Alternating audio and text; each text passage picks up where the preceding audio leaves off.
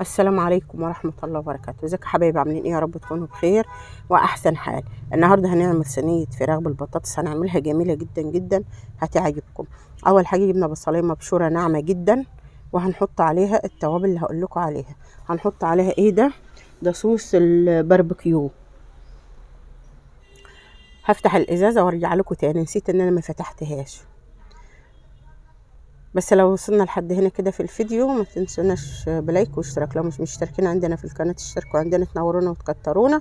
ولو مشتركين تدوسوا لايك. حطينا صوص الباربيكيو، بعد كده حطينا معلقة من المايونيز، من ده معلقة صغيرة ومن ده معلقة صغيرة.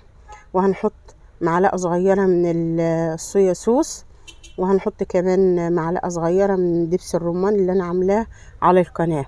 بعد كده هنحط التوابل، هحط ملح وهحط فلفل اسمر وهحط كمون وهحط بابريكا وهحط فلفل اسمر. انا قلت فلفل اسمر وقلت تاني. وهات دبس الرمان يا بنات زي ما انتم شايفين. لو ما عندكمش دبس رمان تستبدلوه بمعلقه عسل اسود صغيره او ربع معلقه من السكر.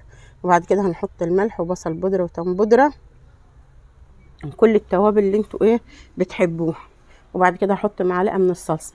الصلصه دي مش معلبه يا بنات، الصلصه دي انا عاملاها في البيت زي المعلبه بالظبط، زي ما انتوا كده شايفين، زي ما تكون معلبه. وهنحصر كمان ليمونه. الخلطه دي جميله جميله جميله ورهيبه، هتخلي البطاطس طعمها حكايه والفراخ. بعد ما حطينا كله ده كده يا بنات، هندعكم كده من بعضهم كده بايدينا كده زي ما انتوا كده شايفين. انا ما حطيتش اي ماده من الدهنيه، ولا زيت ولا سمنه ولا اي حاجه، لان الفراخ هتنزل الماده الدهنيه بتاعتها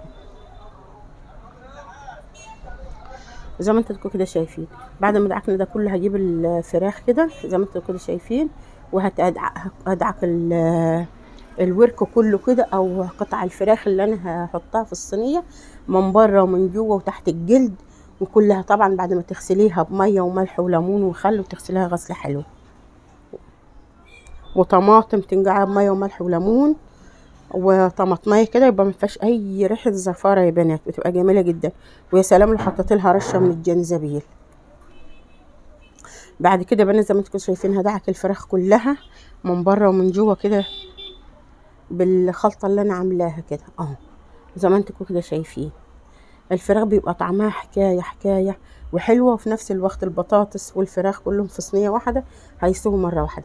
بعد كده خليت حبه من التتبيله دي، هنزل عليها البطاطس كده، هدعك برضو البطاطس نفس الحكايه كده في التتبيله، واحط لها حبه من الطماطم وطيب كده مقطعه كده مكعبات، وقرن فلفل بارد على حته سبايسي كده حراقه يعني، واحط من السبايسي ده اختياري.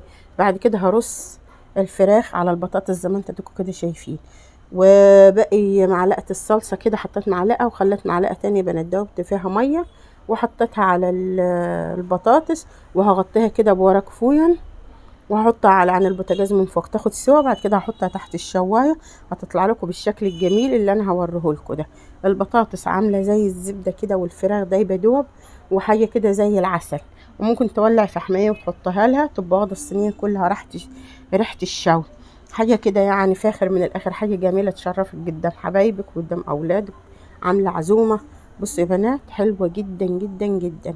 يعني عملنا الفراخ وعملنا البطاطس مرة واحدة كده، تغمزي وتاكلي فراخك، تعملي جنبهم حبة رز حبة مكرونة زي ما تحبي. بس جنبيها صينية البطاطس دي عايزة رز بشعرية او رز ابيض وتاكلي جنبيها.